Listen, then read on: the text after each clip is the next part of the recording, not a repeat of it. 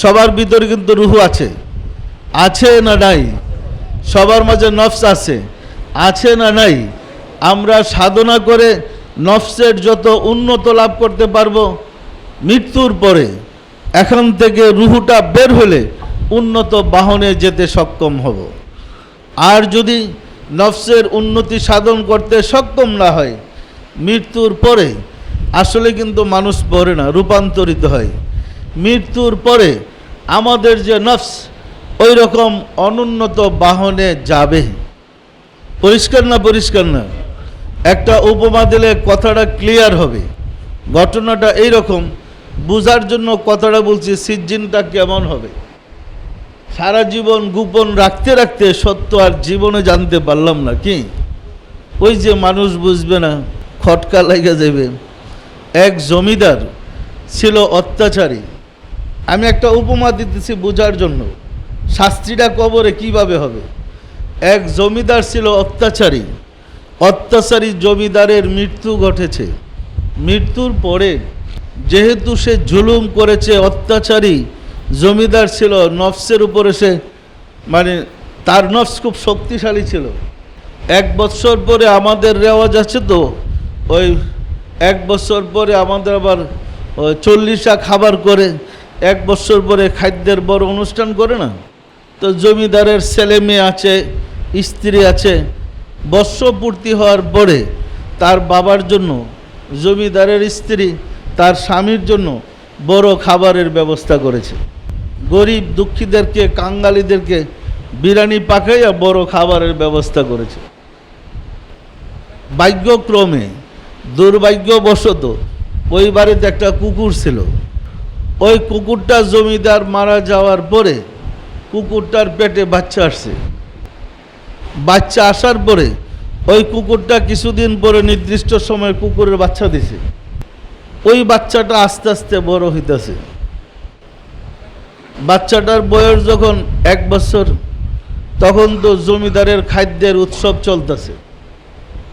জমিদারের স্ত্রী ওই কাঙ্গালীদেরকে খাবার যে দিতেছে, বসে পরিবেশন করতেছে, দেখতেছে। আর হুজুরদেরকে লাগাই দিছে দোয়া দুরুদের জন্য। ওই কুকুরটার খুব খিদা পাইছে, সে পাতিলের কাছ দিয়ে গিয়া ঘুরতেছে খাইবার জন্য। বিষয়টা কি বুঝতে পারছেন?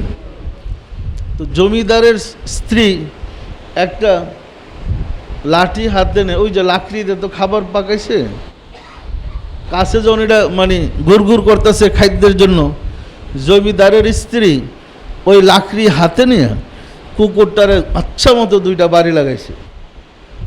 কুকুরটা কাঁদতে কাঁদতে যাইতেছে আর ফিরা ফিরা তাকাইতেছে। এই কুকুর আর কেউ নয়, ওই জমিদার যে এক বছর আগে ইন্তেকাল করেছেন। তার অপকর্মের কারণে তার জীবাত্মা ওই কুকুর হইয়া জন্ম নিয়ে এখানে ঘুরতেছে সিজ্জিনে। এটাকে সিজ্জিন বলে, সাজার স্থান। এখন আপনার রাজত্ব, আপনার সম্পদ, আপনার অনুষ্ঠান, আপনার ছেলে মেয়ে করতেছে। আপনি যদি মানুষ হইতে না পারেন, আপনার অনুষ্ঠানে আপনি আসলেন, খিদায় কাতরাইতেছেন খেতে, আপনার স্ত্রী যদি আপনাকে লাঠি দিয়ে আঘাত করে, কেমন লাগবে? কুকুর তার বুঝতে বাকি না, এ তো আমার অনুষ্ঠান, এ তো আমার স্ত্রী আমাকে মার দিল। আশেকের রাসূলেরা বাতেন চিরদিন বাতেনই রয়ে গেল, বাতেনের কথা আর কেউ জাহের করতে পারছে না। সিজ্জিন তাকেই বলে, দুঃখময় স্থান এইটাই। সুতরাং আমাদের কর্ম অনুযায়ী আমাদের শাস্তি হবে। আল্লাহ রাসূল পরিষ্কার ঘোষণা করেছেন, আমার উম্মেদদের জন্য, অবাধ্য উম্মেদদের মানব রূপে কোনো শাস্তি হবে না।